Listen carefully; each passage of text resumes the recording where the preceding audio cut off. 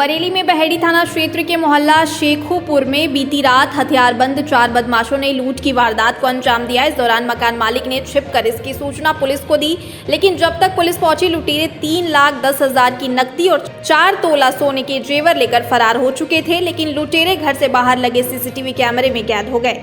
बहेड़ी थाना क्षेत्र में पुराना पावर हाउस के पास रहने वाले पीड़ित मोहम्मद आसिम उर्फ चाँद के अनुसार मंगलवार रात वो अपनी पत्नी और बच्चों के साथ एक कमरे में सो रहा था, जबकि दूसरे कमरे में पैरालिसिस से पीड़ित उनकी मां सोई हुई थी। रात करीब 2:15 बजे कुछ आहट होने पर उसकी आंख खुली तो बिस्तर के पास 2 हथियारबंद लोग दिखाई दिए, जिन्हें देखकर वो डर के कारण खामोशी से बिस्तर में लेटा रहा।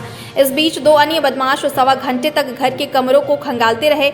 आसिम ने बताया कि उसने रजाई के अंदर से ही डायल 112 और कस्बे में ही रह रहे अपने रिश्तेदार को फोन कर घटना की जानकारी दी, लेकिन जब तक पुलिस आई बदमाश वारदात को अंजाम देकर जा चुके थे। जिसके बाद घर का जायजा लिया तो एक कमरे में रखी नकदी और पत्नी के जेवर गायब थे। वहीं लुटेरे आसिम के घर के बाहर लगे सीसीटीवी कैमरे में कैद हो गए, जिसमें बदमाश रात 1:30 बजे घर में घुसे और 2:50 पर निकलते हुए कैद हुए। वहीं 5 मिनट बाद ही बदमाश फिर घर की ओर मुड़ते दिखाई दिए, लेकिन घर में आवाज होती देख वापस लौट गए। फुटेज में बदमाश बेखौफ दिखाई दिए और उनके मुंह पर नकाब नहीं थे।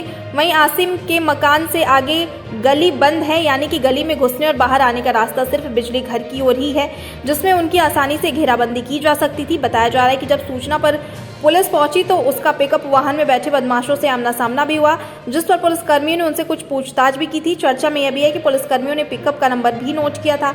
वहीं पुलिस ने मामला दर्ज कर सीसीटीवी फुटेज के आधार पर बदमाशों की तलाश शुरू कर दी है।